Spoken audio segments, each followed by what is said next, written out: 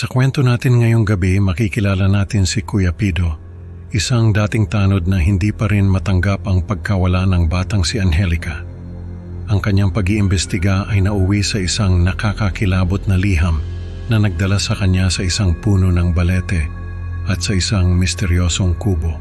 Sa loob ng kubo, isang anito ang nag-aanyong tao ang kanyang nakaharap at ang mga boses ng kanyang mga mahal sa buhay ay nagudyok sa kanya na sumama rito. Ano nga ba ang lihim na itinatago ng kubo at ng anito? Alamin natin sa kwento ng pagkawala, takot at mga boses na hindi mo alam kung saan nagmumula. Ako po si Kuya Pido. Dati po akong tanod dito sa amin. May isang kaso noon na hindi ko matanggap. Kaya yun din ang dahilan kung bakit ako nag-resign sa pagiging tanod. May nawawalang bata noon. Ang pangalan ay Angelica. Tinutukan ko talaga yung kaso na yon. Ang dami kong ginawang investigasyon. Ang dami kong kinausap na tao. Ang dami kong pinasok na lugar. Pero sa huli, wala rin akong napala. Nawawala pa rin si Angelica. Hanggang ngayon, hindi ko pa rin matanggap yon.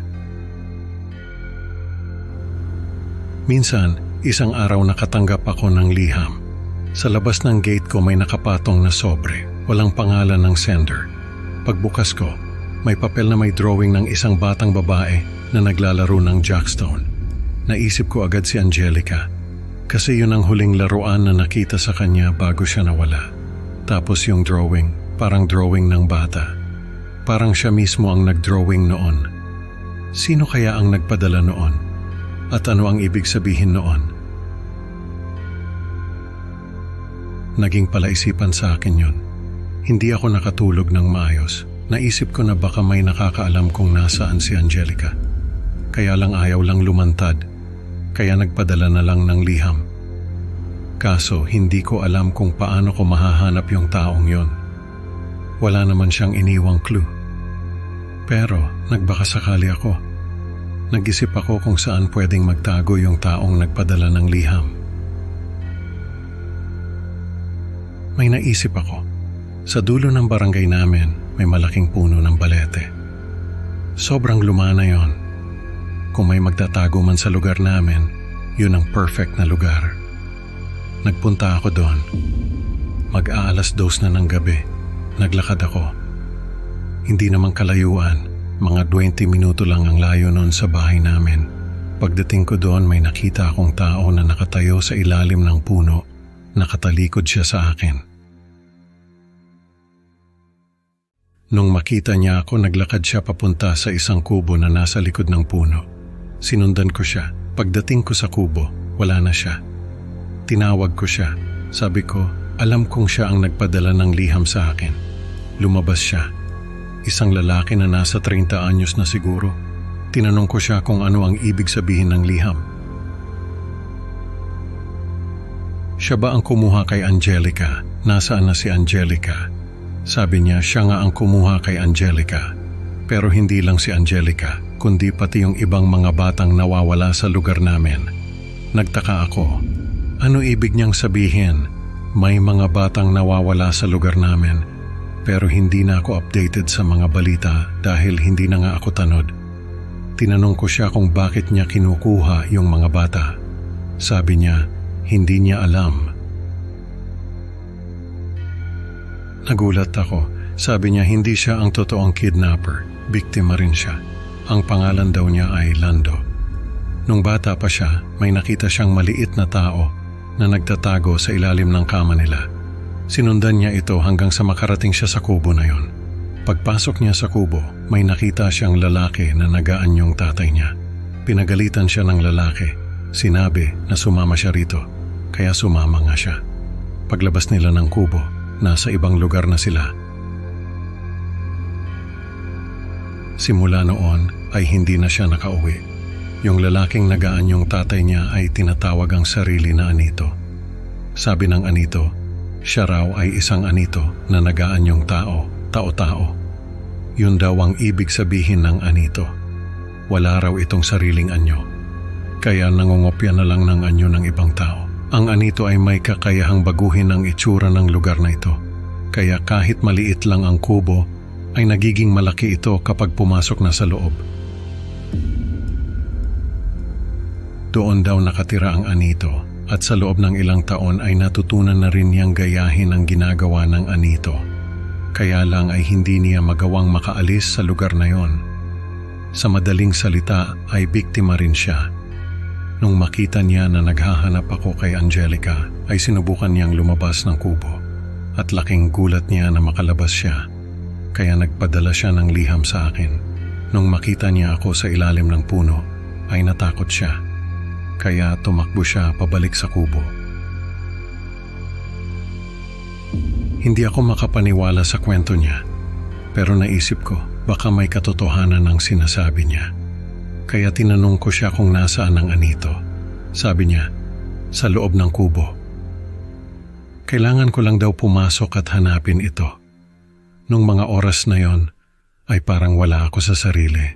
Hindi ko alam kung bakit naniwala ako sa kanya. Siguro dahil gusto ko lang talagang mahanap si Angelica. Kaya kahit ano, ay gagawin ko. Pumasok ako sa kubo. Maliit lang yung kubo. Wala man lang kama o kahit anong gamit. Tinawag ko yung anito. Sabi ko lumabas na siya. Wala namang lumabas. Naisip ko na niloloko lang ako nung lalaki. Lalabas na sana ako pero biglang nagbago yung itsura ng kubo. Naging malaking bahay ito. Ang daming kwarto. May mga hagdan. Hindi ko alam kung paano nangyari yon. Pero naalala ko yung sinabi ng lalaki na kahit maliit lang yung kubo ay nagiging malaki ito kapag pumasok na sa loob.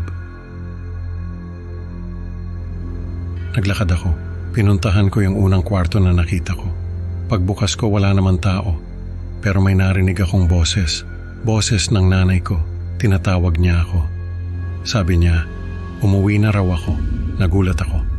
Hindi ko alam kung saan nanggagaling yung boses. Lumabas ako ng kwarto. Nagtatakbo na ako. Gusto ko nang lumabas pero hindi ko na makita yung pinto. Lahat ng kwarto ay pinasukan ko. Pero wala akong makita na pinto palabas. Tapos, yung boses ng nanay ko ay naririnig ko pa rin. Hindi lang yon. May iba pang boses. Boses ng mga naging girlfriend ko. Boses ng mga kaibigan ko. Boses ng mga guro ko. Lahat sila tinatawag ako. Sinasabi nila na sumama ako sa kanila. Hindi ko alam kung ano ang gagawin ko. Nakakabaliw yung mga boses.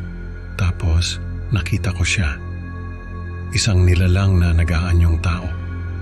Pero hindi maayos yung anyo niya. Parang natutunaw yung mukha niya. Yung balat niya kulay lupa, yung mata niya walang pupil, tapos yung bibig niya walang ngipin. Nakakatakot yung itsura niya. Hindi ko alam kung saan ako titingin dahil baka magulat na naman ako. Pero hinanap ko yung pinto. Naglakad ako. Sinundan ako nung nilalang. Sabi niya, sumama raw ako sa kanya. Nung marinig ko yung boses niya, ay napatingin ako sa kanya. Boses ng tatay ko. Boses ng mga kapatid ko, boses ng mga kaibigan ko. Lahat ng boses ay ginaya niya. Hindi ko na kinaya. Tumakbo ako ng tumakbo pero hindi ko na makita yung pinto hanggang sa makita ko ulit yung nilalang. Nakaharang siya sa dadaanan ko kaya tumakbo ako sa kabilang direksyon pero pagtakbo ko ay nakaharang na naman siya. Hindi ko alam kung paano niya nagagawa yon. Pero natatakot na talaga ako. Kaya sinugod ko siya. Sinuntok ko siya. Sinipa. Pero hindi siya natinag. Parang bato yung katawan niya. Sabi niya sumama raw ako sa kanya. Pero tumakbo ako. Hindi ko na alam kung saan ako pupunta. Basta tumakbo lang ako ng tumakbo. Hanggang sa makita ko yung pinto. Binuksan ko yon. At nagulat ako dahil nasa loob ako ng isang napakalaking bahay. Nasa loob ako ng isang mansyon. Nasa sala ako. May hagdan sa gitna. May mga mamahaling gamit. Hindi ko alam kung anong nangyari. Pero pumasok ako sa isa pang pinto. Nasa kusina naman ako. Pero wala akong tao na makita. Pumasok ulit ako sa isa pang pinto. Nasa kwarto naman ako pero walang tao. Pumasok ulit ako sa isa pang pinto. Nasa banyo naman ako. Pumasok ulit ako sa isa pang pinto. Nasa sala ulit ako. Doon ko lang napansin na yung mga pinto ay iisa lang. Lahat ng yon ay pare-pareho lang. Hindi ko alam kung anong nangyayari, pero nasa loob pa rin ako ng kubo. Nagtakbo ulit ako hanggang sa makalabas ako. Nakita ko yung puno ng balete. Nakita ko yung buwan. Nakita ko yung mga bituin. Nasa labas na ako, nakalabas din ako. Pero hindi ko na nakita yung lalaking kausap ko. Tinawag ko siya. Sabi ko, lumabas siya pero walang lumabas. Nakauwi ako ng bahay. Pero hindi ako nakatulog. Yung itsura ng anito ay hindi maalis sa isip ko. Hindi ko alam kung anong klaseng nilalang yon. Pero isa lang ang alam ko, hindi ko na maibabalik si Angelica. Hindi ko na maibabalik yung mga batang nawala. Naging dahilan yon ng pagkabaliw ko. Sabi ng mga tao sa amin, baliw na raw ako. Kasi kung ano-anong sinasabi ko. Pero sa totoo lang, gusto ko lang malaman nila na may anito na nagtatago sa kubo na yon. Na siya ang dahilan kung bakit nawawala yung mga bata. Pero walang naniniwala sa akin. Hanggang ngayon, umaasa pa rin ako na may makakaalam ng katotohanan. Umaasa pa rin ako na maibabalik si Angelica at yung iba pang mga bata. Buti na lang may nakakausap ako na kagaya mo, na kahit papaano ay nakikinig sa mga kwento ko. Maraming salamat, Kyle. Sa kwento ni Kuya Pido, natutunan natin na minsan, ang mga bagay na hindi natin maipaliwanag ay maaaring magdala ng mas matinding takot. Salamat sa pakikinig, mga ka-creepy. Huwag kalimutang mag-like at subscribe para sa mas marami pang nakakatakot na kwento. Hanggang sa muli, ingat sa mga anito at huwag basta-basta magtitiwala sa mga boses na naririnig mo.